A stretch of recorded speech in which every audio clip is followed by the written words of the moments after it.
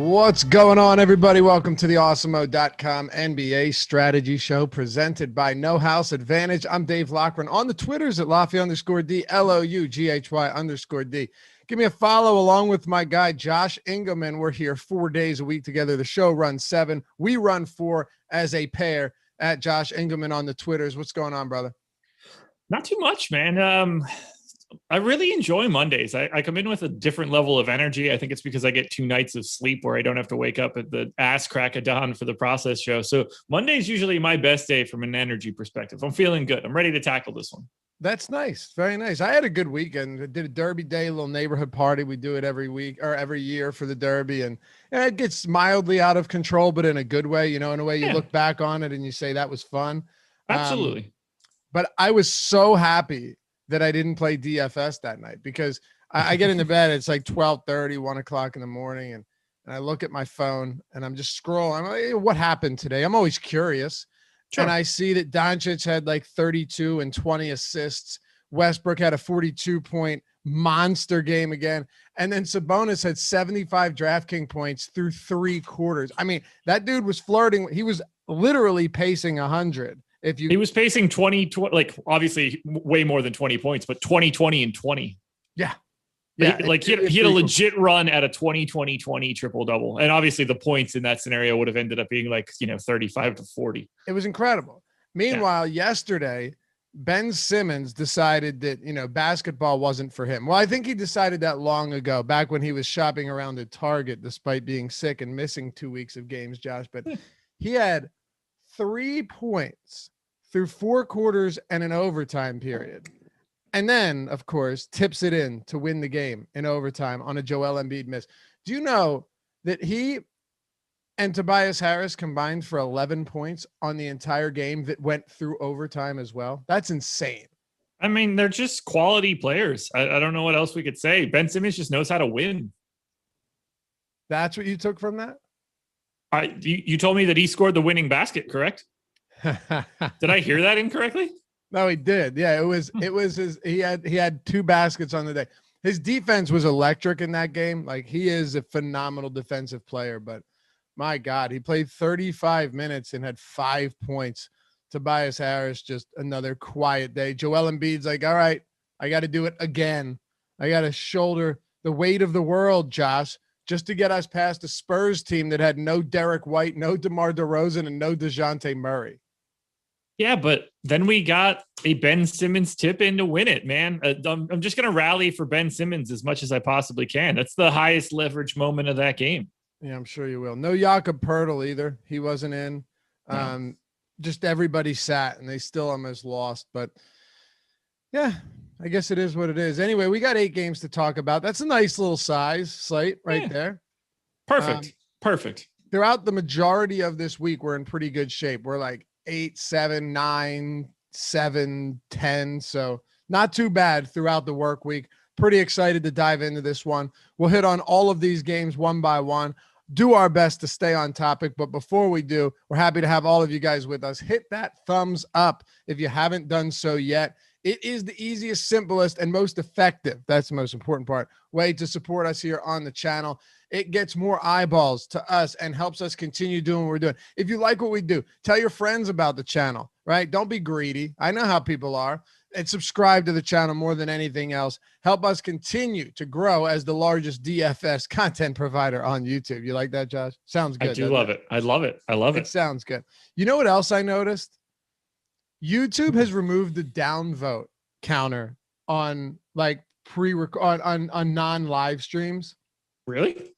Go click on a video right now. At least for me, I'm used to having 0 anyway, so it might not read the same way. Well, all I know is maybe not for us, but I've been going on videos left and right lately, watching stuff, and you can hit the downvote, but it doesn't show you how much it is. Now, let me just say, is that peak 2021 or what? I mean, God, I want to know. Mine still shows it, so I don't know what you're talking about. I go on my phone, and then I looked it up, and it said that like YouTube did remove it. So I don't know if it's just on my account, but there's a lot of. I want to know if a video is dog shit or not. Don't you? Don't you want to know? You go in and click on I want to know if it's bad. Don't conceal the downvotes for me because people's feelings get hurt. If your videos suck, get off YouTube. Simple as that. maybe we can look at it where you just don't have a lot of likes. And the lack of likes is the key to it all. The lack of likes is the downvote. Why fix a system if it's not broken? Maybe it's more accurate for them. No. Come on. I don't know, man. You get ratioed, you get off YouTube. Simple as that. Look, I have no idea. I still have the thumbs down, so they're taking stuff away from you, man. Yeah, I guess so. I also know that there is the thumbs down button on this video. Hit that thumbs down twice if you really hate this video. All right, you ready to dive into this? Let's do a little fantasy cruncher action lineup study, from yesterday's slate. Another pretty wild night of games. The whole week, like I said, the weekend, if you happen to take the weekend off for DFS, which Josh, I know you did, I think it's possible that many people escaped massive disaster and pain. Some of our subs were sending in screenshots to us, which is awesome, but I'm just not sure how I would have navigated around all of that mess. Well, I know that I would have been playing Damian Lillard yesterday if I could have, and that went to, look, I don't know how to say this person's name that won 100K yesterday. One lineup, Fuad Maduad. I don't like it's clearly a name that I don't know how to say, and I apologize for that. But you also don't have an Awesemo logo to my knowledge, so I don't care how to say it. Damian Lillard is at the top of the heap, 57 at point guard, at least 57.5 fantasy points. Lonnie Walker, Rudy Gay, Marvin Bagley, Yusuf Nurkic, LaMelo Ball, and then 70.75 fantasy points from Pascal Siakam, 63 fantasy points from Kyle Lowry. Closing out strong with two Raptors, picking up 100K and winning the tournament by 14 fantasy points. Nuts. Tough to do. Really tough to do. Josh, I think we're nearing that point in the season where Damian Lillard just decides that he wants to play basketball again. We've been telling everybody it's coming. It's coming. To be fair, I've also been telling people that Ben Simmons has been coming. So, you know. He has been, just not on the court because he's decided not to play, and he's doing his own things. He's coming somewhere. Yeah, exactly. Yeah, in a Target, presumably. I think with Damian Lillard, the reason we've always said like it's coming, it will happen, is because there's nothing actually wrong with him, right? No, so if there's nothing actually wrong with him, and he's a guy that has a 30+% usage rate, and he's on a team that has a bad defense to boot, it's only a matter of time before things start turning up. 59.75 and 57.5 in his last two. Got to be there, man. Got to be there. So I'm ready to jump into this one with a couple games that have monster totals. Two of the first three games have huge totals. No, I'm sorry. Yeah. 3 of the first 4 games that we're going to hit on are 235 plus over-unders, starting with Indy and with Washington. The Indiana Pacers on the road against the Wizards are 4-point dogs. This game, Josh, 245.5 total. Opened at 245.5. Yeah. Like, that's not even the creep up throughout the day, right? This hasn't been bet up yet. If it was, I wouldn't be surprised. I honestly wouldn't be surprised if this closed closer to 250, just given the circumstances and how you said a lot lately. Indy does not have a very good defense, and they play at a fast pace. Washington's the fastest paced team in the league. Let's take a little while to break this one down, starting with the Pacers, who have Sabonis back, crushed OKC the other day. They routed them. I think they won by like 80 points or something absurd. But Malcolm Brogdon is questionable after playing only 12 minutes last time out, so that's worth paying attention to as well. Yeah, so this one is a matchup of the two top teams in pace in my model, Washington and Indy. Washington's been there the whole year. Indy has been climbing and climbing and climbing. And Indy's defense is legitimately bad when Miles Turner isn't on the floor, and he is definitely not on the floor. So this should be a really fun game for DFS purposes. The problem is everybody's sort of priced up at this point. Like O'Shea Brissett is 7,300 on FanDuel, 6,700 on DraftKings. A lot of his interest will be wrapped up on whether or not Goga Batadze is able to play or not. Still questionable. Has not been back since he sprained his ankle like 2 weeks ago. I still like Brissett, even if he's not picking up ownership, because he's playing 34, 36, even 40 minutes a night. So I'm happy to go there. Sabonis, 9,500 on FanDuel, 9,800 on DraftKings. To me, he's appropriately priced and appropriately owned. 14% on FanDuel, 11% on DraftKings. I think both of those numbers look good. I would be more interested in getting to someone like Karis LeVert today, 8,400 on FanDuel, 8,600 on DK, picking up basically no ownership. If I'm going to one of the guards in the backcourt, I'm going to LeVert over Brogdon. LeVert actually has been better than Brogdon on a per minute basis over the past 30 days. So if Brogdon ends up not playing, however, this is where I think things get a little bit interesting, at least, because you take Sabonis, and I know Miles Turner hasn't officially been ruled out, but I don't know. I have him out. You have him. I'm assuming you also have him out. You already mentioned O'Shea Brissett and Goga Bitadze. Turner? Yeah. Oh yeah, he's done. Yeah. Well, so I saw some weird stuff today where it was like, it looked like I saw a report that was talking about where it looked like he could be back sooner than later, and then wasn't officially ruled out. But there's no way, because he had no timetable and he had a tear, right? So I mean, he's out for the rest of the regular season at a minimum. He's got to be. Yeah. So with him out and Sabonis back and Brogdon questionable, that opens the door to, Domantas Sabonis being a close to an elite option here. He has only played 300 minutes without Brogdon and Turner this season, 1.36 fantasy points per minute. But of course, he's going to be the highest usage player alongside Karis LeVert. The rebounding, as we saw the other day, is going to be insane. And like, as a great passer that he is, he really benefits from taking the primary ball handler off the court. So does Karis LeVert. So I'm not saying that's necessarily going to be the case, but man, it definitely makes things interesting. TJ McConnell has a 40% assist rate without Brogdon and without Miles Turner in 660 minutes. He has a 1.17 DraftKings point per minute production as well. Is there any way here that McConnell benefits enough with Brogdon out for us to consider him at his current price?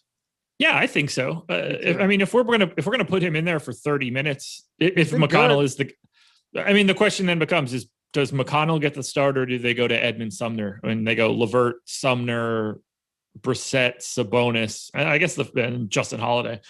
It's up in the air, I guess. They can go so many different directions. This is a real oddly deep team for a Pacers team that hasn't been all that great this year.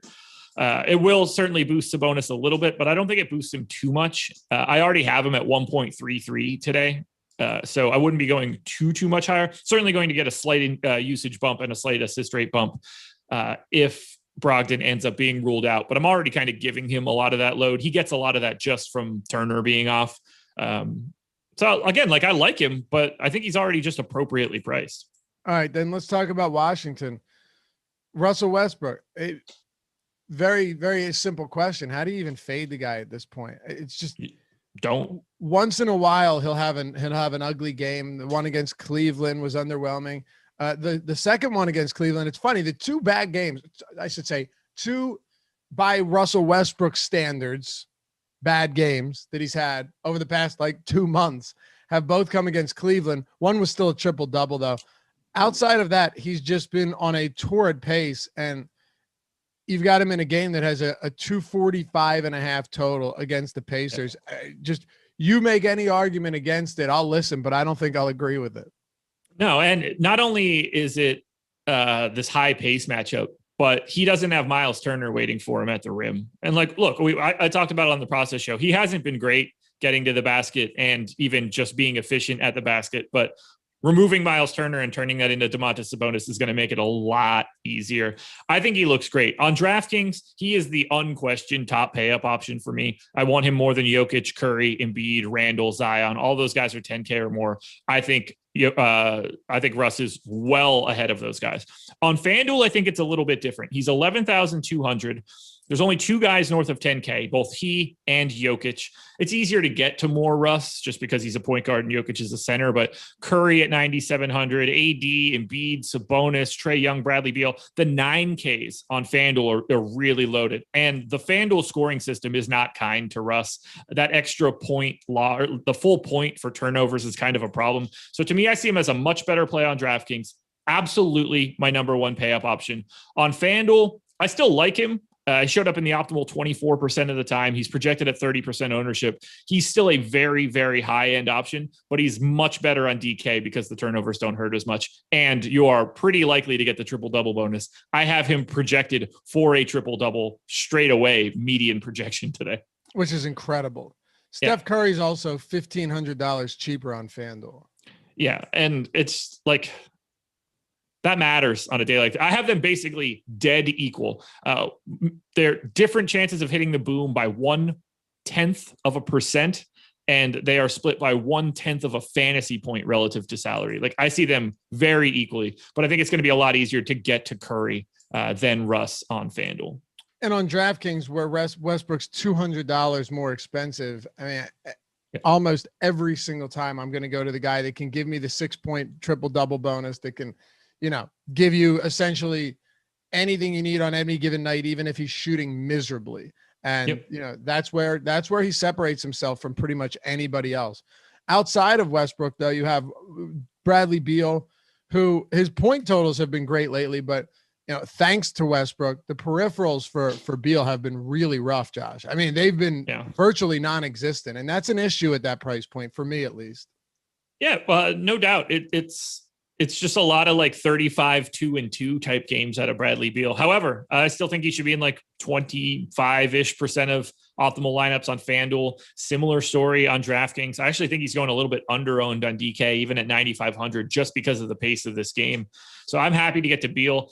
I'm very interested in Rui at 3,900 on FanDuel, just 400 above the minimum. I think at some point in time, he gets functionally back into that, 32, 34 minute a game range. And this is a great spot for Rui. I like him on DraftKings as well. He's $900 more expensive. It's a little bit different of a play. And then I'll take you every once in a while, 3,600 on FanDuel, 3,700 on DraftKings. For those that don't know, that's Davis Bertans. That's who I'm talking about. 0% like me. Actually looks so far away from someone like me that I don't understand where this comparison has ever come from. I don't understand how you could think that. Bro, there's zero comparison. None at all whatsoever. I don't agree. Nothing there. I don't agree. He smiles like a 7-year-old at Chuck E. Cheese. Look at his headshot, bro. It looks nothing like me. Almost identical. For a second, I thought I typed Dave Loughran into Google instead of Davis Bertans just to look at those pictures. It's so crazy. It's actually wildly insulting. Well, he's got $100 million he probably feels terrible that he thinks he looks like you. Well, no, I'm sure he'd rather look like me and have that however many millions. No, I bet he's willing to get out of the public eye knowing that he looks like you. He'd be in anyway. I think he looks okay at $100 above the minimum and 3,700 on DraftKings. Okay, yeah, that's fair enough. Anybody else for Washington? If you want to roll the dice on Daniel Gafford, who the hell knows who's going to play the minutes in this game at center? I don't know what to do anymore. 25 for Gafford the last time out, 21 the game before that, but 13 just 5 days ago. Alex Len goes from playing 25 5 days ago to 5 the last time out. If you want to play the center roulette for the Wizards, go for it. I will not be doing that. Okay. Yeah. Nate said where is it? I see it right here. It says you're in denial. Wrong one. Oh. He said we should be over 100 likes by now. Patrick Bush, you want to talk about dedication? Goes, Nate, we should be around 200 likes. That's why I hit the like button the day in advance. I mean, do we have the best viewers or what? Popping in here when the show is created the night before. I love it. And it is true. Sometimes I'll click on something to make sure everything is right, going into the next day or early that morning, and there's already like 10 or 15 likes on it. And the show's like 8 hours out. It's the best, man. It's the best. Orlando and Detroit. This is not the best. In very, very simplistic terms, Detroit, Dwayne Casey doing what they do best, just saying, we don't need these games. We don't want these games. Let's try and keep some people healthy and in the process lose these games. Amazingly, Josh, and I actually got a small chuckle out of this. The Pistons are still favored. That's how bad Orlando is. The Pistons are favored despite intentionally trying to throw this game. You can't tell me that's not really, really funny, just given the overall circumstances late in the season with both of these teams. I don't even know what to, I mean, I guess somebody had to be favored in a tale of 2 of the 5 worst teams in basketball, but at least Orlando's not actively tanking all of the, they are in the sense that they traded away all of their functional players. They did it the right way. They're not sitting anybody that can play. Right. They did it the way where you look at them and you say, all right, you know what? They're trading They did it the way where all of these basketball purists can't shit all over them for it, which if you know me, I don't care about that at all. Matter of fact, when the Eagles lost in week 17 to the Washington football team, I remember thinking it was the greatest thing ever. And people were so mad. If they didn't lose that game, right? Which of course they didn't want to win that. Why would you want to win that? People said pride. It's a pride thing. It's an integrity thing. Okay. Screw your integrity. It's about winning games, Josh. So when they lose that game and they get the 6th pick and then they trade back to Miami to get another 1st round pick, and then they have the 12, but they have the capital to move up to 10th to get the Heisman winner. All of that because they lost a meaningless game in week 17. All of that. Look at Sam Hinkie. How could you hate on Sam Hinkie for loading up on 1st round picks? So I have no problem if you want to lose games intentionally to make your team better. But Orlando did it in a way where it's very difficult to criticize them because they traded away players, they gained assets, they gained draft capital, and how are you going to get mad at them for that? They were never going to go anywhere with the players they had. Would you be for or against abolishing the draft? Well, you'd have to see, in order to answer that question, you need to give me an alternative. The same way that anybody else ends up on any team. You just sign whoever you want. Still salary caps involved. There's still no. You can't that's potentially the worst idea or proposition you've ever had since I've known you. Why? Because then you just have players going to teams that are already stacked. They go to teams that'll help them win, and the bad teams stay bad and never get better unless they can lure them with more money. But given that many of them are small market organizations, they don't have the capital. They don't have the money to do that.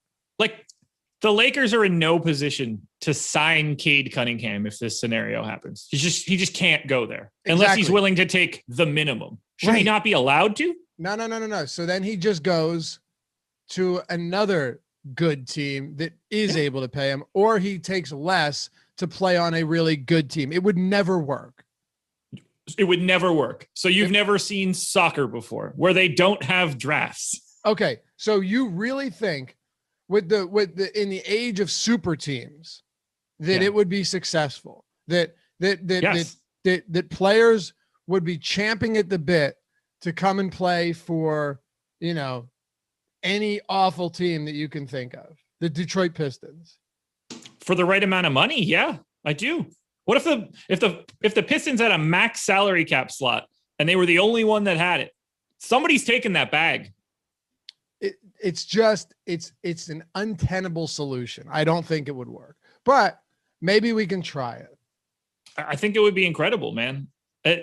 I think the jockeying for that cap space and trying to sign people would be great. What if you wanted to go into a season? It's like, you know what? I'm going to sign the 3 guys that are coming from Duke this year and keep them together and move forward, or Kentucky, or insert your team here. Uzi makes a good point too. He says soccer has 11 on the field. Superstar doesn't control the whole game. Like when it comes to basketball, you get 5 out there or even 4 out there and you are drawing them in. And then what happens is you start getting superstars taking, slight pay cuts because they're already making so much in order to pay the other guy, in order to lock in a win, which then once you do get that win, all of that money that you took in pay cuts, you're getting in advertising revenue, you're getting through doing commercials, you're getting through merchandising and all of that shit. It's just there's no way to control something like that from the teams up top always being able to take over. I just don't think they're going to take over because they're going to already be paying 2 to 3 stars $100 million. If you don't have the cap room to make that signing, then you're not none of these guys are going to take $15 million a year less to go to a team. That's just not going to happen. All right. Well, unless they're like the son of a former NBA player, like maybe Bronny goes wherever he wants. Yeah, but it wouldn't need to be $15 million a year less. It could be though. If we're talking about a max deal compared to the Lakers being able to offer like the minimum. Who's getting max deals coming out of college? Cade Cunningham would get signed to a max deal if he were able to sign it the moment that he's eligible. Right. That's one player. I think so this is sort of the problem that happened in the NBA in the past. You didn't have a rookie salary cap, and all of these 18-year-old kids were securing bags and not really at all in any position to have that money. This already happened in the NBA. Yeah, I just am vastly different than you in this. I don't think it would work. Maybe one day we'll have your wish, Josh, and we can watch the NBA fall like the Empire of Rome. To me, it's the problem with tanking at the end of the season. If you don't have incentives for being bad, then you have no reason to try to be bad. There's no tanking at the end of a Premier League season because winning is still important throughout the entire year. Yeah, but then they have no incentive to try and be good either because they're in purgatory. Not really. You are, though. Like, all right, to Leicester City. Okay, for example, so and then we'll get back to these games. For example, you have a couple. What's going to happen is you will have mostly all bad teams. Okay, you'll have mostly all bad teams. You'll have some good teams, and then every year, it's dog eat dog trying to land that one or two or three good players, throwing everything you possibly can at them. And then every year, most teams, the large majority of teams, lose out on that sweepstakes, throwing money at whoever these young players are to get them on their team. And they are right back where they were in the beginning. Yes, because Orlando has just been thriving constantly, and the Pistons have just been thriving constantly. These teams that suck, even still getting all of these guys. It's clearly not working that way. We're just going to keep putting lottery picks on some of these teams? That doesn't seem to be working. None of them have been in the positions that they're going into now. Are the good teams not the good teams every year? We know it's going to be the Lakers and the Clippers, whether they have the ability to buy rookies or not. We know who's going to be on top in the East. The Hawks have an upward trajectory. The Knicks have an upward trajectory. There's a lot of teams. The Sacramento Kings, when healthy. The Phoenix Suns. What's that? How are you going to mention the Knicks in a talk about buying players, man? They're the New York Knicks. Of course they're going to throw money at everybody. They're like one of the three most desirable locations in the league, barring James Dolan. They have Randall. Look at the rest of the team. I mean, it's no superstars. RJ Barrett, they got him through the draft. And they're also not as good as it seems. Let's not act like the Knicks are fantastic. Right, but they're at least watchable. Like they're not last year's Knicks. All right. What if Cade Cunningham could sign a max deal with the New York Knicks in the offseason? Is that not better for the league? That's what I said, though, dude. Big market teams are different. Yeah. You don't have to be a good team as long as you're a big market team. The small market teams lose out. Somebody else, the second pick and the third pick and the fourth pick have to go somewhere after that. You're crazy. You're crazy. What are you doing with the Orlando Magic, who, in the event that there was no draft, would end up empty-handed every single year? Please tell me. Now, secure the bags here, man. Not too much, but in a weird way, like a lot.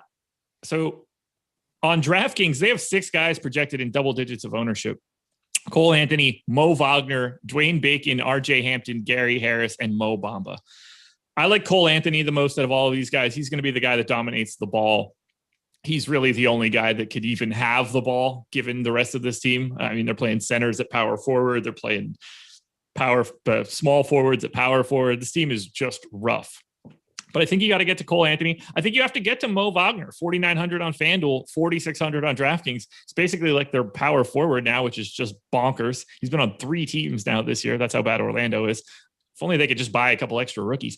RJ Hampton, 4K on FanDuel, 4,400 on DK. He is also in play to me as like a 10 to 15%er. But if we're talking about Orlando for real, it's Cole Anthony. Okay. The Wagner ownership to me is pretty egregious right now. He's just not very good. I mean, I get it. 4,600, 20. I got him in for 29 minutes. Yeah. Like, look, I understand that he's close to a permanent guy. What I don't like, though, is that he starts at the 4 and not the 5. If he was at the 5, Josh, I'd feel a lot different about his prospects going into each game. That's just me, though. Yeah, it would be much better off for the team. Unfortunately, centers are like the only thing they still have left. Yep. On the other side, you've got Detroit. Here we go again. Everybody thinks I'm trolling with that take to get rid of the draft. Like it's not a thing that happens in other sports. Oh, you're not. I know you're not trolling. I'm well aware that this is not a troll attempt. None of these guys want to go to teams and be the 11th guy just because it's a good team. Like, that's never going to happen. We need a Twitter poll for sure to settle this once and for all. I mean, I literally know what the answer will be, but I just want to show. And then you'll say, well, I'm just smarter than the public, and we'll be right back where we started. Well, yeah, of course. But I like, all things considered, I'm not trying to bring it up again. I don't think that it would have major detrimental effects to the league. Okay. I think that would be overblown. Okay. I disagree, but you know what? That's why we're here, to agree and to disagree and to talk DFS. Jeremy Grant's out. Mason Plumlee's out. Corey Joseph's out. Ellington's still out. Magruder, Okafor, Dennis Smith Jr., they're all out. Hamidou Diallo, questionable. You ever notice every time this happens, Diallo's the only player that's questionable? And it's every time. And it's meaningless because he'll play 20 minutes. Yeah. I just don't understand what's going on anymore. So here you have it. We've seen this situation enough now to get a pretty good idea of what rotations are going to look like, of what minutes are going to look like. So go ahead and take this one away. We'd be saying the exact same. I'd be saying the exact same thing as you at this point, because we know what this is going to look like for the most part. I'm so tired of talking about this team. So Josh Jackson's my favorite play of the day today, probably across both sites. If we just want to combine it. 5,200 on FanDuel, 5,600 on DraftKings. He's going to have like a 29% ownership or usage rate. He's going to dominate the ball. He's projected for 45% ownership on FanDuel, 32 on DraftKings. I think both of those are warranted. Cash game lock. I don't really know what else I could say about Josh Jackson. I think Killian Hayes and Sadiq Bey are probably the two best options after that. But Josh Jackson, Hayes, Bey, Stewart, all 20% or more in ownership, some up to 40. Same story on DraftKings. These guys are getting a ton of ownership. I'm not as huge on Killian Hayes on DK, but I think 5,200 still works. But there's a ton of ownership going to this Pistons side. And I agree with it, because since both of these teams suck and they're kind of crappy in general, we should expect it to at least be competitive. And if it's competitive, then you should assume that the starters are going to play their starter run. That's why we're seeing Josh Jackson, Killian Hayes, Sadiq Bey, Isaiah Stewart popping up a ton in ownership. I think that it's largely warranted. Like, I don't want 22% Isaiah Stewart at 6,300 today, particularly against Orlando, where at the very least, they do have big men. But at the same time, like, to me, he is still a value play. Sekou Doumbouya for 3,400. That's a value play on DraftKings if you need it. The priorities are Josh Jackson at the top by a mile, and then Killian Hayes and Sadiq Bey, though. What about Isaiah Stewart? He's got power forward eligibility on FanDuel. He's $6,300 on DraftKings. He does have a remarkably high ceiling for someone that plays most of his minutes off the bench and gets spot starts every other game now. I think he's a little overpriced. I mean, you need him to go for north of I don't know, 42, 43, something like that is going to be a goal. I don't know how frequently that happens today. I think that he's just a hair overpriced for where we're at. To me, he's like a 10 to 15%, not a 30% like we're showing on FanDuel. And last one here, Frank Jackson's played 25, 27, and then 35 or 34 minutes last game. He's played remarkably well. He's shooting well. He's getting up a lot of threes. He's even getting to the line at a decent clip given the playing time. Is there anything here that we could get to when it comes to Frank Jackson, or are we just overpaying at this point now that he's had a few good games? He's just like a 5%er for me. I can't really go to him. 4,200 on FanDuel, 4,700 on DraftKings. You're going to need every one of those minutes to be successful. He's like less than 0.8 fantasy points per minute over the last 30 days. All right, let's talk about Golden State and New Orleans then. Before we do, hit that thumbs up. And if you want to check all of our podcasts out, or all of our shows out in podcast form, you can do that in any platform out there, whether it's the Apple Podcast, whether it's Spotify, you name it. Leave a review, leave a rating while you're there. Helps us out a ton. But yeah, if you're on YouTube, you don't want to put your phone in your pocket. Maybe you just don't like YouTube. You know, I wouldn't blame you for one reason or another. You want to do it differently. Well, we have alternatives here at Awesemo. Check the podcast network out and hit us with a review if you don't mind. So Golden State, New Orleans, this has a huge total. Again, the last game we touched on, Josh, has the lowest total on the slate at 210. This one's at 237, 2-point spread. New Orleans Pelicans are favored at home, very slightly though. We'll kick it off with the Warriors, starting with Steph Curry. I mean, this is as good a spot as you could ask for. Yeah, massive pace up spot for Golden State. Great one of the 3 best games on the slate by a mile. Steph is 9,700 on FanDuel. I think he looks incredible on FanDuel today. Ownership at 34% is well worth it. He's $1,100 more expensive on DraftKings. Now I get it. The DraftKings scoring system is perfectly built for Curry. That extra half point for threes is massive, but he's very clearly a better play on FanDuel than he is on DK. Andrew Wiggins' status is really important here for the rest of this team. For someone like Jordan Poole huge. Becoming a value play, if Wiggins ends up out, that's really, really big. They don't have a lot of shot creation elsewhere. I actually like Wiggins if he plays, even at 7K and 7,100, especially at relatively minimal ownership. If Wiggins ends up in, I'm really only playing Curry, Wiggins, and Green. I think that Kent Bazemore at 5,200 on DraftKings is okay. I think he's over-owned, however. If Wiggins ends up out, though, I think we're going to have to take an even bigger look at Golden State. I would imagine Curry's usage rate would climb even further. I have not looked. Jordan Poole, I assume, would get somewhere in the neighborhood of 30 minutes. He's going to become a very nice play, 4,300 and 4,500. I don't know who the next person up in line is going to be at that moment. It's not something I've dug into quite yet, but we are going to find a lot more value on Golden State if Wiggins happens to be out. I think so too. And you don't even have Damian Lee, right? Like you don't even have guys like that who it might not seem important, but with Oubre and Wiggins potentially out, you take Damian Lee out of the conversation as well. Then you're definitely working with a far more condensed rotation here, Josh. Would these guys be priorities for you? Have to be. I mean, Curry's going to be there no matter what. Draymond, it's hard for him to really move. In the grand scheme of things, Draymond's probably better when everybody's good than when everybody's bad. It's hard to facilitate a little bit extra if you're Draymond when you're hitting Michael Mulder in the corner. So obviously it's Poole. I think Bazemore then becomes a really firm play. It's just a lot easier to see that his minutes are going to be there. After that, I don't really know who's going to get that big bump. I mean, it honestly might be Mulder. I don't think Gary Payton would get enough minutes. Juan Toscano-Anderson would start to become pretty interesting. 4,400 on FanDuel, 4,700 on DraftKings. It's going to open up a lot if Wiggins is out. But even if Wiggins is in, I think he's going to get slept on in this spot. Okay.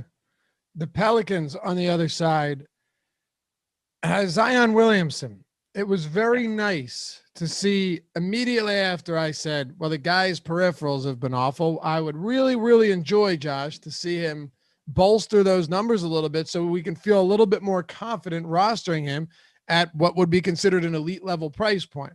Well, then he goes out, gives you 8 rebounds, 6 assists, then goes for 37 points, 9 rebounds, 8 assists, a couple of stocks mixed in along the way against the Timberwolves. Those are the games, though, that you need from Zion. You can't get away with just high scoring totals from him anymore. It's not feasible when you've got guys like Westbrook and you have guys like Curry and so many other top tier options on this slate. But this game presents a pace up spot. Well, really just an overall up tempo game. And Zion's up at $10,000 on DraftKings. It feels pretty rich when you look at the guys around him. He's $9,000 on FanDuel though. Yeah. It's a very different play between DK and FanDuel. To me, I have Zion 4th of the 6 pay up options on DraftKings. I have him behind Russ, Jokic, and Curry. I have him ahead of Embiid and Randall. They're all pretty tightly packed together though. So I don't have any sort of crazy separation. He's unquestionably a monster play at 9K on FanDuel. It's a great matchup for him. I love Draymond's defense. He is not functionally prepared to deal with Zion, and they don't really have much else to throw at him either. I actually like Brandon Ingram quite a bit for 7,400 on FanDuel. His prices come down quite a bit. The scoring is just always going to be there, and this is the type of game that would be good for him. DraftKings is just sort of blurry. All the starters look the same. The big piece that we need to talk about is whether or not Steven Adams plays. If Steven Adams does not play, I assume we get Willie Hernangomez in the starting lineup. He becomes a functional value option, the mid 5s basically, or low 5s. And if Steven Adams gets ruled out, a Pelicans defense that isn't very good to begin with becomes significantly worse. And that, I think, opens up stuff even more for someone like Steph Curry or for Wiggins if he happens to be in, because Willie Hernangomez is, arguably the worst defensive center in basketball, or at least somewhere in that neighborhood. If he were any better defensively, he would play a lot, and he doesn't. And that's the problem. So this game could become even more of a track meet if Adams ends up ruled out. It's a good point. He's a very good offensive center. He just doesn't really have anything else. Top options from this game quickly, and then we'll move on just to recap. Yeah. FanDuel is Zion, Brandon Ingram, Steph Curry, Andrew Wiggins. On DraftKings, Steph, Wiggins, Draymond, like just Golden State. I don't love the Pelicans on DK. Ingram, Zion is just 10K is too much. Okay. And the reason I asked you to clarify that is because we're coming up on yet another game with a total north of 235. Like there are so when we talk about priorities, Josh, it's easy to be like, oh, well, he looks like a clear priority, right? He appears to be a clear priority given the slate. And then you say, oh, that game has a total that's almost the same as that with a ton of other great options, you know? Yeah. And then don't worry, because once we're done talking about this game, we're going to start talking about a lot of garbage. Yep. I think we could have taken an hour to sit on the first 4 games, maybe 55 minutes, and then 5 minutes for the remaining 4 games. That's why I tried to get into that draft conversation. I got into it with you. I'm happy to engage. Yeah. That's what I mean, though. I knew how bad it was going to be later. I wanted to make sure we were filling the time. Right. I mean, especially when I know your premise is preposterous. Of course, I'm going to engage. It would be so much fun. So much fun. Like signing day, get some kid pulling out some, like, I don't know, Bulls hat because he's from Chicago or something. It would be sick. Yeah. That's just what everybody wants to do. Go to get trapped in Orlando for 8 years because you don't have a choice. I mean, it would be funny to see what guides their decision making, right? You know, Lou Williams be like, bro, those wings, send me to Atlanta. But I don't think everyone's gonna have the same loyalties as you're referring to as, like, you know, send me to my hometown because I'm comfortable there. So the Pacers might be like, here, cash this check. You'll feel real comfortable out here in Indiana. Yeah. Right. But look, I like it. Like, where does LaMelo Ball sign if it's just a free market last year? I don't know, dude. His dad's the wild card here. I have no idea. It would be wild to think. Like, does he just go directly to New Orleans and play with his brother? Could that be a thing? Like, that'd be kind of crazy. It would. You know, he's not going to the LA teams. You know what else would be crazy?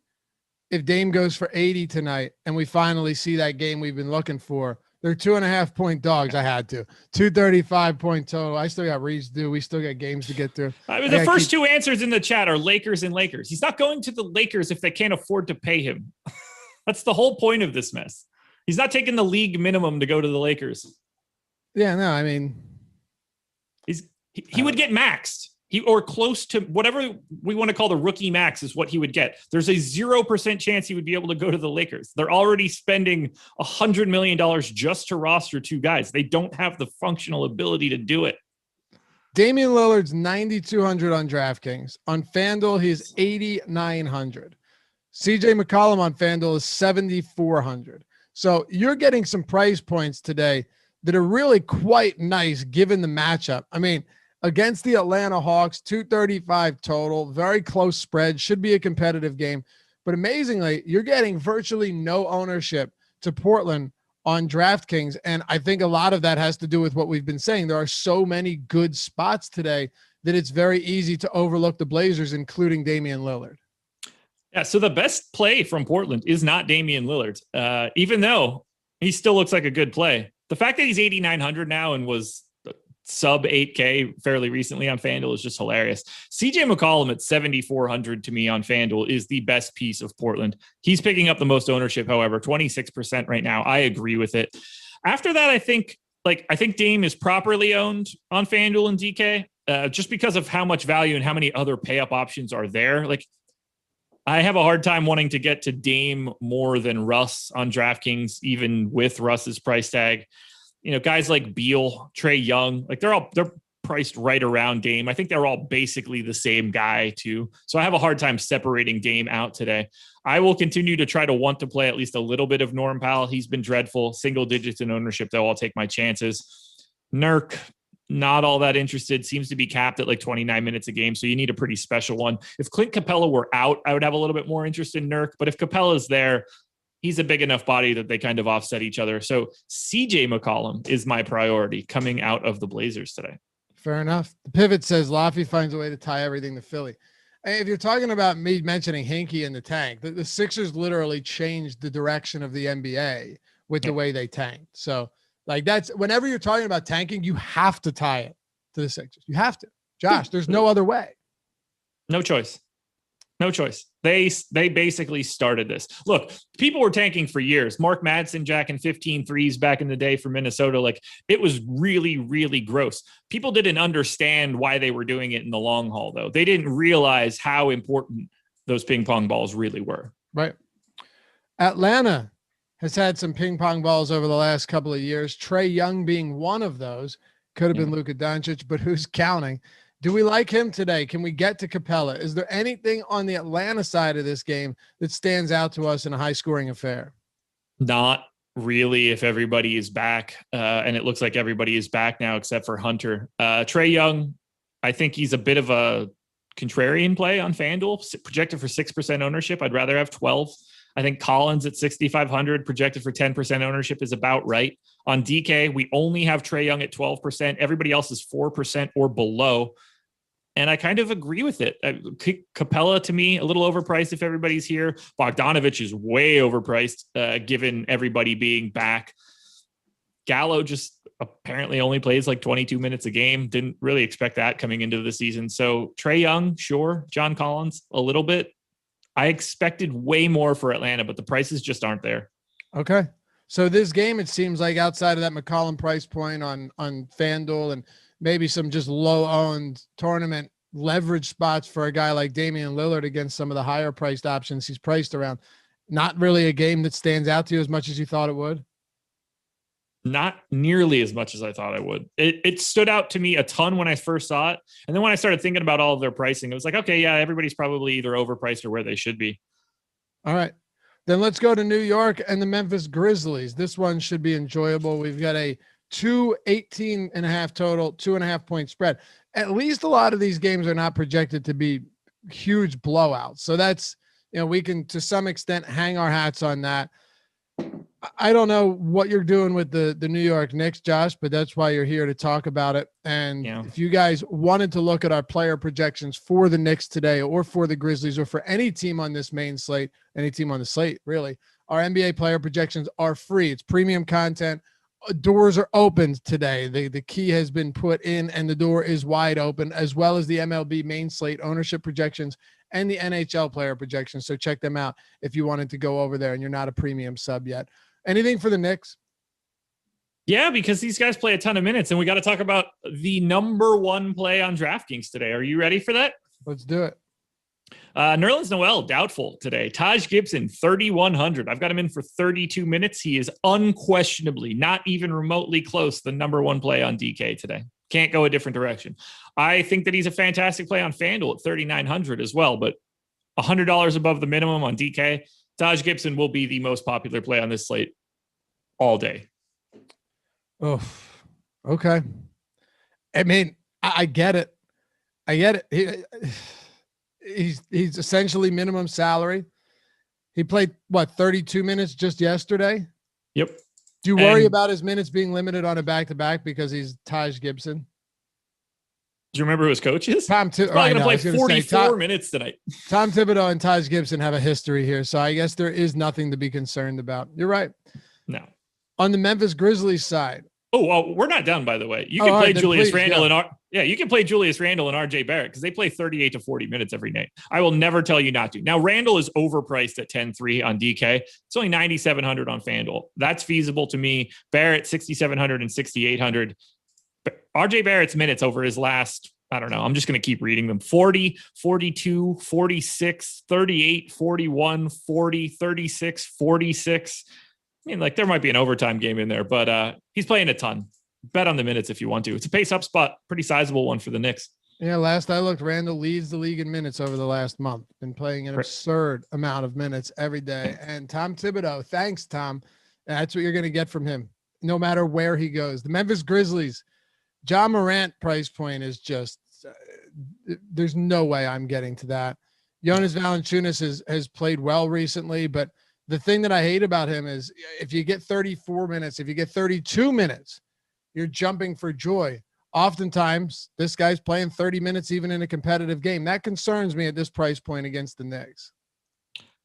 I can't imagine wanting to roster anything from Memphis on the DraftKings side. Maybe, if you're feeling really wild, slow-mo for 5,800. Otherwise, I think everybody sucks. Don't play anybody on Memphis. Clear cross-off, terrible spot. All right. FanDuel, however, no. So Kyle Anderson's getting 21% ownership on FanDuel right now. Like, that's a lot. Really? Yeah, I don't agree with it at all. I have it at 12. But we also have Joval at 12 and Dylan Brooks at 12.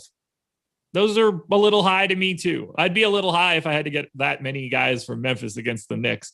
I'm willing to go to Ja in a large field GPP at 7,400 on FanDuel. And I do think that Kyle Anderson is the best Memphis Grizzly play on FanDuel. However, not nearly at 20%. That's an easy guy to come in under the field on. There's a bad spot. Yeah, it's not a spot that you need to get to either. Again, like there's reasons to be contrarian on slates, Josh, but to be contrarian with Memphis when you've got so many other good spots, not to mention other good spots that are low owned right now because there are even better spots. Memphis just seems like you'd be really trying to outsmart everybody else while likely outsmarting yourself. Yeah. Freaky Zeke in chat said, you have to be drunk to roster Gibson with Val and Randall on the same floor. Go check out the ownership on all of the pros when this slate is over. You're going to see a lot of professionals that must be really ripped heading in the lock because he's going to be owned out the ass today. Yeah, 32 minutes from a center, no matter who they're playing, or 30 minutes plus from a center, no matter who they're playing, is at minimum salary, might I add. And he has the power forward center eligibility. Yeah, there's very little reason not to look at matchup doesn't matter in a spot like this.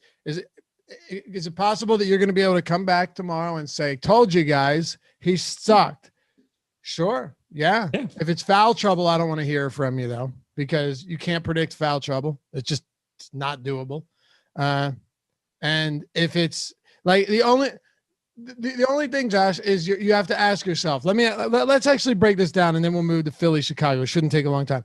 What would be the logical reasons not to play Taj Gibson today if you had to play devil's advocate? Yeah. So, I mean, it's as simple as this. I have his goal score at like 29.5. So let's just say it's 30. If you're looking for Taj Gibson to score 30 at 3,100 on DraftKings, I think he does that 25% of the time, which means 75% of the time he's scoring less than 30 fantasy points. That's just how this works. Like, people think that these things are guaranteed, but it's sort of like any batter getting up in baseball. You really only have like a 30% chance of doing what you were trying to do in the grand scheme of things in terms of like getting a hit in any way. And that's the same sort of principle here. But Taj Gibson's odds of doing that are better than everybody else's on the slate today because of his price. And there's a lot less downside to being wrong at 3,100 than 9,100. So if you don't want to play him because his ownership is going to be north of 26% when we get to lock. It's probably because Noel is still just doubtful. It's just going to be higher than that. The only way it isn't if we get massive amounts of casualties leading up to lock because it's April. Right. Exactly. There's no telling where value comes from, but he will be a top 5 value play on the slate all day, no matter what. And I assume heavily owned by the 20 best players in the world. And we'll be able to see that on this. We'll look at it in lineup study tomorrow when we get to that point. There's no real downside to playing him unless you think his ownership outpaces his odds of being in the optimal. And right now, I don't think it's even remotely close. Well, this will be a fun one to revisit tomorrow. Until then, let's talk about the Sixers and the Chicago Bulls. Sixers playing their second of a back-to-back today. Just almost led a completely decimated or skeleton crew Spurs team, beat them yesterday. But thanks to Ben Simmons getting his second basket of the day as time expired, they got the W. It's just tough for me to look at the Sixers and feel good about anyone. And it's tough for me to look at the Chicago Bulls and feel good about anybody on this team at this point. I mean, I'm always willing to take some stabs at Joel Embiid because this guy wants to play right now. And I believe that he probably, if he's active, he will see his full allotment of minutes if this game stays close. But even so, he only played 30 minutes yesterday in regulation. So that I just don't think this game is all that appealing on either side. I would agree. Not that I don't like Embiid. I think he looks pretty good, but we have Jokic on this slate. We have Rudy Gobert, who I think looks pretty good. There are plenty of center options today. Very hard for me to want to prioritize Joel Embiid, but he's definitely someone you should have in like a 10 to 15% range. Simmons, Harris, sure. Those are the only three guys you could roster from Philly. Let's put it that way. If you want to roster Embiid, Simmons, or Harris, I'm not going to talk you out of it. I don't think that anybody looks really better than like a 10%, or if that would be like the most aggressive I would want to be. I'll talk you out of it. Don't play Ben Simmons. Look, if you get bonus points for scoring the winning basket. Yeah. Or for going as many minutes as possible without taking a shot. That would be, he'd be killer. If you got a point for every minute you went without attempting a field goal. I will say this much. This is a very nice spot for Ben Simmons in that there is no rim protection in Chicago. And if Ben Simmons is going to do anything, if today is the day that he decides to be aggressive for that one time out of every like 3 weeks, I think that works really well in this spot. Dude, who was your rim protector yesterday in San Antonio? I don't know anything. I don't know enough about Drew Eubanks or whoever the hell else. Or I'm just Gordon saying. Zhang. Well, it's hard to get up for a game against San Antonio. Okay, that's nice. Okay. Look, I don't know. I'm just saying no rim protection. That fits Ben Simmons. I'm not saying that it's going to happen. Somebody has to light the fire too, which is right. I don't know. He's made out of soggy wood. Yeah, there's no igniting that. No. Do you have anything from the Bulls? Oh God, not really. The highest owned guy in the game is 11.8% on Kobe White on FanDuel. Everybody else is in single digits. The highest odds of being in the optimal that I got on either site was Kobe White at 8% on DraftKings. It's a very difficult matchup. It's a team that isn't very good with an incredibly low total. Just don't roster the Bulls. All right. We got 2 games to go here. I think it's time to do a little bragging for the Awesemo subs around this way. Yeah. The screenshots keep rolling in. We do the Awesemo Hall of Fame segment. And I will say I've been pretty stoked to see people be like, yo, here it is. I've been waiting to get up on this board. Put me up there.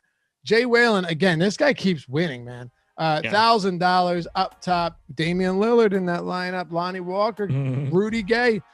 You know, sometimes not great players can do great things. He said, time to add Pascal Siakam to my jersey collection. Congrats, man. If you're wondering how to get up there, you see it right on the screen. Download the Awesemo profile pic, awesemo.com/avatar. Tweet your wins at Awesemo Hall of Fame. I'll always tell you, include Josh, include myself in those tweets. We want to see them. It makes it easier for us to get stoked about it too and win a free month of Awesemo Platinum, Awesemo Plus. It's everything included. That includes every sport, every tool we have, ownership, player projections, top stack tool, boom bust tool, top pitchers tool, the lineup builder. You can get the Fantasy Cruncher add-on. There's a million different things you can do. All of our premium articles as well. And if you want to check them out, aside from this, go to awesemo.com/join. You got a weekly pass for less than $4 a week if you want to do the express. You want to do all-inclusive weekly, monthly, annual. These tools are built by the #1 ranked DFS player out there, Alex Baker himself. You know him as Awesemo. He uses these tools every single day. And we've got some amazing minds behind the scenes as well, including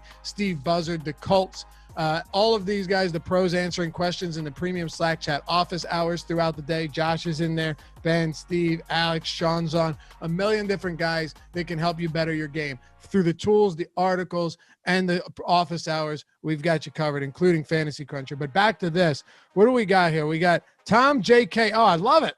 That's the CEO of Awesemo right there. It is. Tom is just low key, always putting up big scores. He never brags. He never screenshots. He never even tells you he won. You have to figure it out for yourself. And he's always winning. So congrats, Tom. Love to see it. 2 big ones there. At least I know that Awesemo stays open, you know, between him and Alex.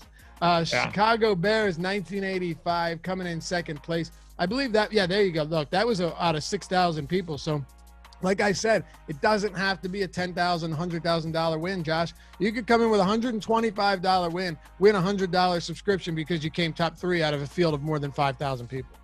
Yeah, and you have all the money that you just won too. Like that's the bigger benefit. Not only do you pick up that W, but a free month is clutch. Beautiful thing. And then love stealing those nickels. Thanks, boys. $400 up top in the piggy bank. You, sir, got a free month, and you get featured right here on the Awesemo Hall of Fame page. One more. Awesemo, Alan Phillips said, afternoon slate was good to me. Congrats, Alan. Couple big ones there. And I know our own, we got another one. Boo2652, another one, top 3. And I know our boy Jake in the NHL world has just been absolutely crushing it too. So. Yeah. He has been destroying as of late. Yeah, he absolutely has. Tommy Nation, he's got to change it. I didn't even know that was him for the longest time. I didn't understand it at first, but it took, I did eventually. Jake Hari does the NHL show, uses the NHL tools, and he's been absolutely crushing lately. If you want to get into a little hockey, do that as well. But that's it, the Hall of Fame segment. Yeah. Thank you guys for participating. Hit us with those wins at Awesemo Hall of Fame. That's right, golf clap. Tweet at us and get your free month and get your name up on the board as we do this every single day. All right, Josh, Denver and the LA Lakers. I'll let you run with this one. Do you think LeBron plays today? Lakers are 4-point dogs at home, 215 total. That signals to me the answer would be no. I think Anthony Davis might also sit here today. I have no idea. Wouldn't shock me. It's possible. It's important, but like it's possible. Anyway, I don't think that there's a chance in hell that LeBron plays. If I'm wrong, I'm wrong, but nothing points me to that direction. However, if we want to talk about Denver, I think Jokic looks exceptional. 10-9 on both sites. He's been playing 1.6 FanDuel points per minute over the last 30 days. Jamal Murray going away has not changed a damn thing for this Denver team. And I'm not all that surprised by that. Murray's value is very much more in the playoffs than it is in the regular season. Denver's deep enough to withstand that. And Porter stepped up in a pretty big way as well. Certainly did. Going to be very interesting when he gets paid. I'm happy to get to Jokic, to Porter. I think that PJ Dozier looks a lot better on FanDuel at 4,500 than he does at DraftKings at 4,800. I think Facundo Campazzo looks a lot better on DraftKings at 4,600 than he does at FanDuel 51. Those are the only 4 guys that I'm really looking at: Jokic, Porter, Dozier, and Campazzo. And I would flip-flop Dozier and Campazzo across FanDuel and DK based on their prices. But no one should be worried about spending up for Nikola Jokic today. And I guess the question here with the Lakers is what happens if these guys end up sitting? It appears that we have LeBron and Anthony Davis out for this one. Nope, we got AD in. That's just how little we are projecting him to be owned. Oh, that's right. You're right. 3% on FanDuel. You're right. We have LeBron out though. Yeah, I have AD in 23% of optimals on FanDuel, and we have him projected for 3% ownership. So I'm going right there. No matter how bad people think that he's still scoring 1.25 fantasy points per minute over the past 30 days. Like is that AD's normal level? Of course not. I don't think so, but he's slowly knocking the rust off, and I'll take my chances that AD can be himself every once in a while. So especially at 3% ownership. So I will happily go there. But if he ends up sitting out, then all bets are off. Markieff Morris is the flat minimum on FanDuel, 3,600 on DraftKings. You're going to have to go there. Alex Caruso, I think, is very, very important today on DK. Already projected for 30% ownership. He is the flat minimum 3K. I think that he's in play whether AD plays or not. But I got him in for 26 minutes. He becomes one of the best plays on the slate. So shout out to Caruso on that one. I'm happy to get to Kyle Kuzma if LeBron is out. KCP is going to see a lot of ball handling duty, but his price is a little higher than I would like. Luckily, we're at a point now where I think I can get away from Andre Drummond. So that's helpful. Keep your eyes peeled on Marc Gasol. I would not be shocked to see him today. All right. That it for the Lakers? It is. We have to wait on the news. We're probably not going to get that news, but I think moving forward with the assumption that LeBron doesn't play is the way to do it. I think we could definitely get that news sooner than later, just because it is the second of a back-to-back. They're not pending injury. So it could be a decision that Frank Vogel just makes and actually lets us know about. It's possible. Yeah. San Antonio. I don't trust anybody. San Antonio and Utah closing this one out. I almost forgot. No House Advantage is the sponsor of the NBA Strategy Show. And if you're not playing there, I don't know what you're waiting for. Very simple to sign up. Use the promo code Awesemo. Get your $20 in free play when you do so, and deposit for the first time. Downloading the app, checking out their peer-to-peer player props platform. Very cool stuff. Tournament style, unlike single player prop bets at all of the different books. And the best part about all of it, we made tools specifically for No House Advantage over at Awesemo.com that are entirely free. Tools are the way you win these days. There's no question about that, whether it be ownership, the top stacks, the boom bust, the optimal lineup percentage, all of that good stuff. We made tools like the player props tool that compares our projections against theirs. We made the optimal lineups tool for No House Advantage, and they are totally free. So if you're not taking advantage of that, using those free resources to go and win money over at No House Advantage, where you'll also get a deposit bonus using the promo code Awesemo, AWESEMO. I don't know what to tell you, but I can tell you this: these small sites, these newer sites, they want you to win money. They want you to have success there because they want you to keep coming back, continue playing on their platform. That is No House Advantage. I know a lot of people that we've had sign up over there have had great success. And I believe that, you know what, if you put the time in, use the free tools that we've got, the same can happen with you. And even if you want to take that money and go elsewhere, you take it to try and win 100K over at DraftKings or FanDuel, fine. But you got to build a bankroll somewhere, and No House Advantage is a great place to do it. All right, San Antonio and Utah. Josh, I'll let you close this one out. I'll give you the line, 7.5 points. Utah favored at home, 221 total. The Spurs are playing their second of a back-to-back. DeJounte Murray was out with that knee yesterday. Derek White's done for the year. DeMar DeRozan sat out for rest. So we're assuming DeRozan's back. I don't know about Murray, though. Yeah, I don't really know what to do here, because if Murray is out, that opens up a lot. For right now, I have Murray in, and I do like him a bit. He's 7,400 on FanDuel and 7,400 on DraftKings, 8,800 on FanDuel. So I like Murray quite a bit on DK if he's able to play. Keldon Johnson is the guy to me that looks the best regardless of news. He's 5K on both sites, just fits a good position, cheap enough, should get the minutes. It's like a 0.85 guy, so nothing too crazy. I have a lot of trouble getting to DeMar DeRozan at 8,900 on FanDuel. That, to me, that's a real tough sell. People are going to flock to him. He's averaging less fantasy points per minute than Anthony Davis has over the last 30 days, and they're not all that separated by a cost. I would rather go to AD because I think the ceiling is just dramatically higher. Obviously different positions, but just sort of the scope of people will go to DeMar DeRozan aggressively if DeJounte Murray is ruled out. And while I don't think that that's crazy, 8,900 is basically like a ceiling price for DeMar DeRozan. I don't have much else in this San Antonio game. You'll start to look at the Lonnie Walkers and Devin Vassals and Patty Mills. If DeJounte Murray gets ruled out, I would imagine we don't get that news until later. Curiosity Seeker with a super chat asks, who are we prioritizing for payups today on FanDuel, Josh? Westbrook and Curry would be my top two. Okay. Yeah. And obviously they play the same position. So if you're looking for someone not at that position, I'm going to give you Anthony Davis, but you don't have to prioritize it too hard because no one's going to own him. All right.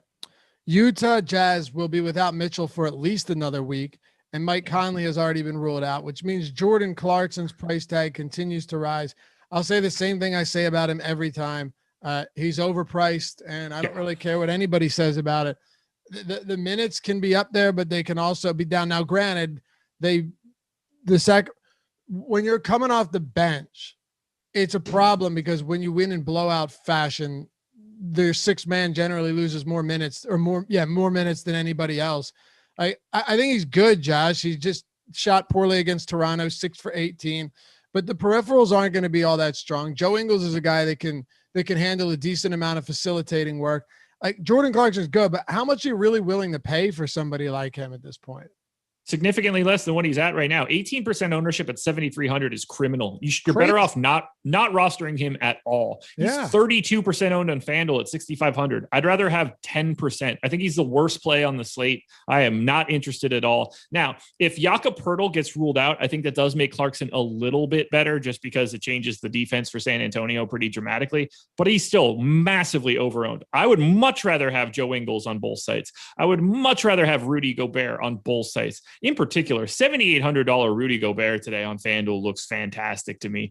1.25 fantasy points per minute over the last 30 days. I've got him a little bit higher than that. Does see a usage bump with those two guys off the floor. So Gobert and Ingles, to me, are the clear priorities. And Jordan Clarkson is an unquestioned fade. I think so, too. Are there really any priorities on DraftKings for Utah, though? No. Yeah. Ingles at 6,600 looks good, but he's a bit overpriced as far as I'm concerned. Royce O'Neal is overpriced and not fun to roster at 4,700. I don't really have a priority from Utah and DK. Well, we have a lot of pending news, which means that hopefully you guys will stick around throughout the day when the tip-off show comes up at 4 Eastern, then the NBA Deeper Dive with Adam and myself, then the Live Before Lock. Josh will be back on with Greg Ehrenberg. We'll tackle all of that. You got the PJ Top Value Picks. Oh, look at that coming out later today, 8 p.m. That won't be live, but I didn't know that was popping up, so that's good.